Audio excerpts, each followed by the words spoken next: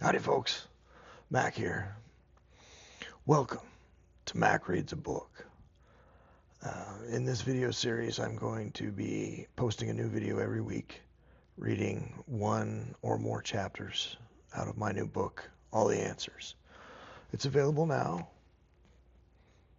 Yeah, I'm going to sell some. Yeah, it's available now in ebook format, all the major retailers, Amazon, Barnes& and Noble, um, Komodo, Apple Books, yeah. It's going to be available paperback later this spring and hopefully hardcover by the fall. Um, All the Answers is the first book in a series. That series is entitled Agent of Change.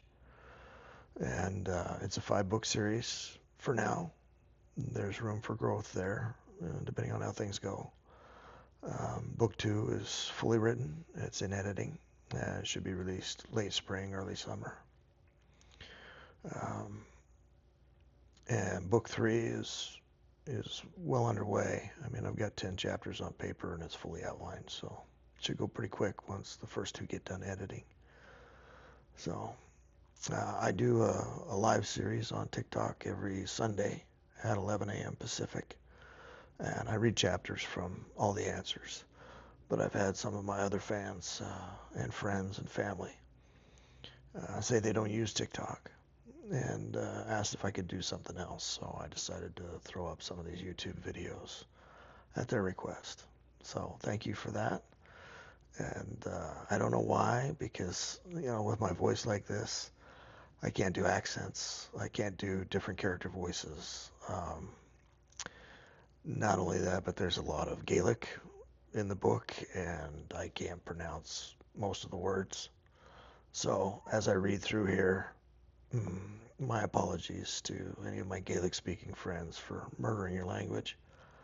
But if you're like me, you're just here for fun anyway. So this is going to be just Uncle Mac droning on, reading you the bedtime story type thing. Okay? So, grab your comfy blanket. Better have some good cocoa at hand. Yeah. And just have fun. That's what we're here for.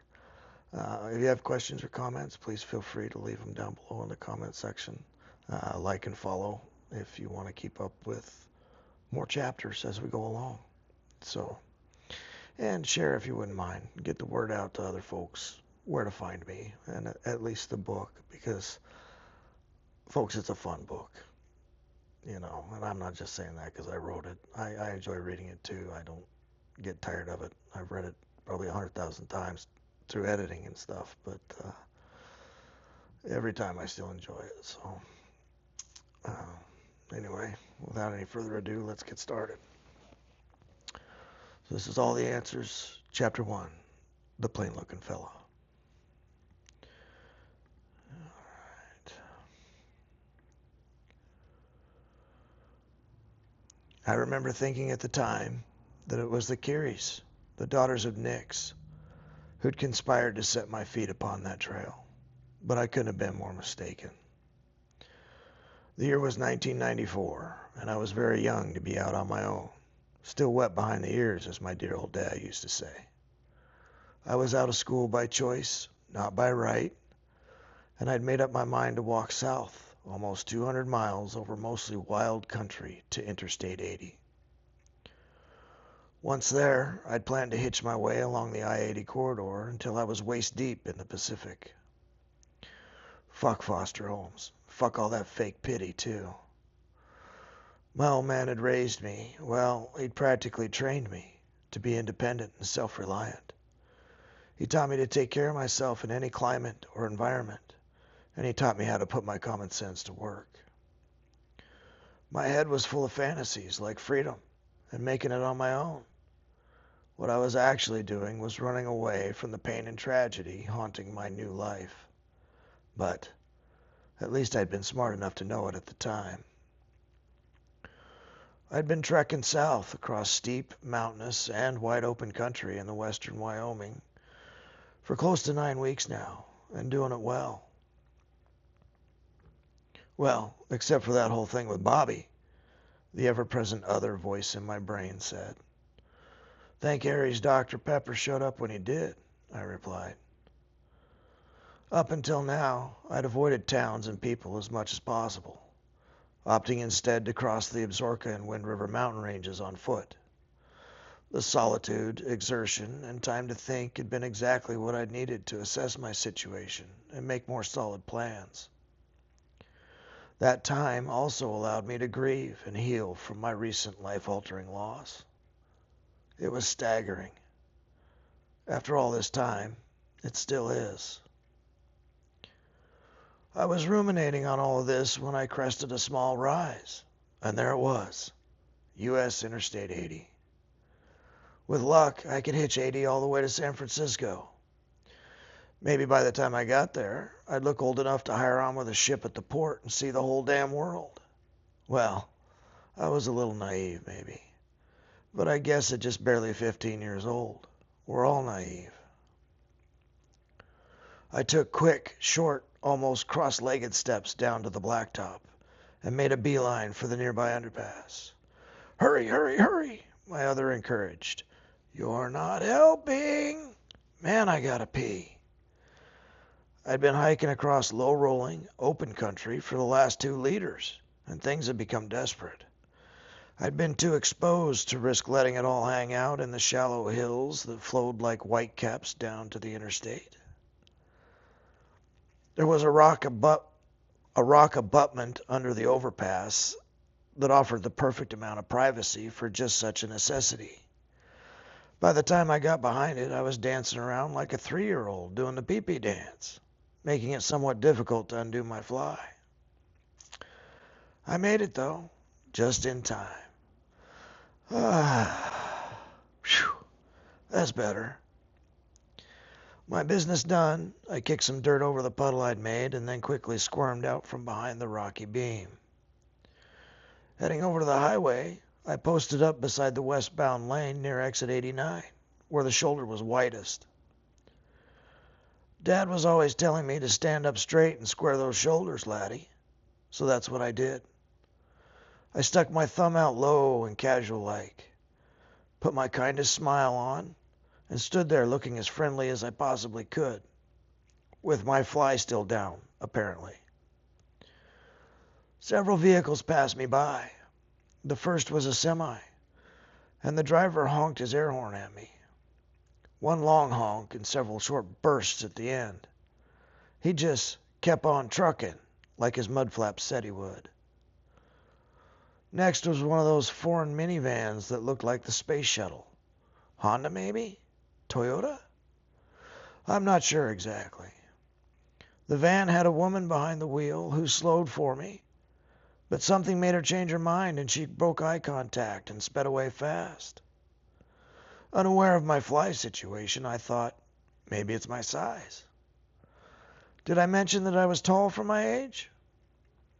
At age 8, I was nearing 1.75 meters. By the time I was 13, I was just under 2 meters and still gaining altitude. Talk about growing pains.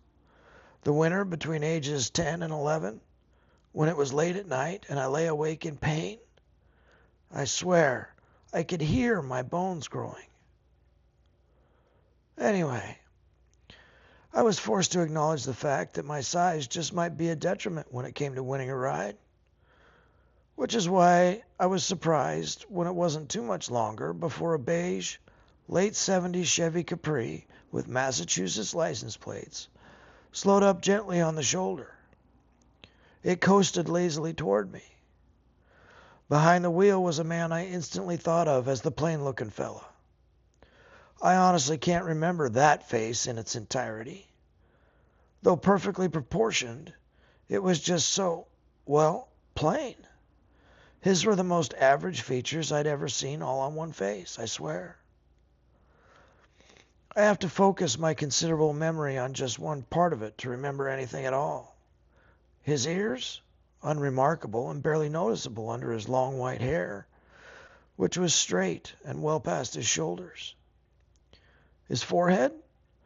Not too big, but not too small either. It was free of the deep lines common to someone of his apparent age. On its brow, it sported a subtle widow's peak that was just right for the shape and size of his head. His face was smooth and free of lines as well. His eyebrows? They were thin and white, neatly trimmed and perfectly arched over each of his eyes. They gave him an almost sardonic appearance. His eyes? I can't tell you a single thing about his eyes in that moment. I couldn't really look at him for more than a fraction of a second, and when I looked away, I couldn't remember one single detail about him. And I have an eidetic memory. It was much the same for the rest of his features. Nothing to remark, nothing to remember. When I came back to myself from wool gathering, I saw that the plain-looking fellow was trying to drive while simultaneously reaching way over the passenger seat. He appeared to be reaching for the passenger door window crank. And yep, I was right. The window slowly and jerkily began to recede down into the door. With the window midway through its descent, however, the car began to drift sharply in my direction. Before I could stop myself, I slammed my palm down on the highly polished fender, jumped back, and yelled, "Hey, what the fuck, man?" while trying to sound much older and tougher than my adolescent and still occasionally fractured voice would allow. In reaction to my startled squeak, the plain-looking fellow overcorrected in the other direction and promptly received a series of pissed-off vehicular salutations from a passing mail wagon. Presently, the plain-looking fellow gave up on the driving while operating a window shtick and brought the Chevy to a halt a little ways down from me. With uncharacteristic boldness, and for reasons I still don't understand, I approached the passenger door, reached through the partially lowered window, grasped the crank, and finished rolling it all the way down. Next, I ducked my head in through the open window and crossed my arms on the window frame like I'd once seen James Dean do in a movie. Like I said, this was bold for me. I had no idea what had just come over me. It was like I was suddenly imbued with some kind of super swagger. Out of nowhere, I knew the right words and the exact right way to say them. I knew how to compose the expression on my face and how to manipulate the tiniest aspects of my posture and body language in order to achieve my desired outcome. I could literally see this going my way. All the way to San Francisco, baby. I felt like I was holding a royal flush. It was so cool. Cool with a capital C, man. The plain-looking fella didn't miss a beat. He looked at me with an open and friendly expression on his mug and said, "You all right, kid? Out here all alone and all? Your barn door's open, by the way." His melodious voice came out in a thick New England accent that reminded me of that guy on the old cookie commercial. Pepperidge Farms, remembers. His 3 sentences came at me all smashed together. They were just 2 questions and an observation, sure. But at the same time, it was one single statement all wrapped up in a very minuscule, but very definitely present accusation. Or so it seemed to me. Just how in all of Hades do grown-ups do that? I thought. Talking with a smile on their face and being all nice, while simultaneously making you feel like you're just one kitten fart away from being in serious trouble. Nurse Ratched would probably tell me I was projecting, reading my own fears and insecurities in this stranger's face. While having this thought, I glanced down at my zipper and saw for the first time since leaving the shelter of the underpass that my fly was indeed down. James Dean, our ass. We bet it was our zipper being down that scared off the lady driving the minivan. Probably what the trucker was honking at, too. We're an idiot. My other voice chimed in. I figured whatever unknown cosmic force, which had gifted me the super swagger, had taken it back just as fast. Ah, well, easy come, easy go, I guess. Please excuse me, I said, as I stood back from the window, turned away from the car, and put everything right with the barn. I was so deeply embarrassed that, for a moment, I considered just bolting for the underpass. Instead, I found that while my super swagger had abandoned me, I still did have some swagger left, so I stood up straight, squared my shoulders, turned back to the Chevy and the plain-looking fella, and said, "I'm okay, thanks, and thanks for stopping, and thanks for the barn alert, too." As I said that, I felt the tiniest bit of heat flare up on my cheeks. Pushing past my embarrassment, I continued, "If you really want to help me, though, I could use a ride west, staying on 80 just as far as you can take me. If you can stand my company, that is. I've been outdoors for several weeks now, and I gotta tell you, I'm pretty ripe. I can help with gas, though, if you like." I immediately chided myself over that last effort to win the ride. Not because I couldn't spare the cash, just the opposite. It was because I really did have money, and I had just advertised that fact to a total stranger.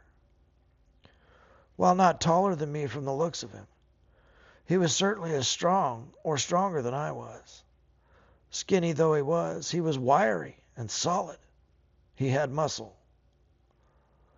By my assessment of the man, it was not outside the realm of possibility that he could forcibly take everything I had, or worse. It'd be a fight for sure, but a fight I might not win. "If we could take Bobby, we could take this guy," my other blurted. I considered this hand I'd been dealt for a moment, but only for a moment. "You're right. Life's a gamble, man, and I'm all in."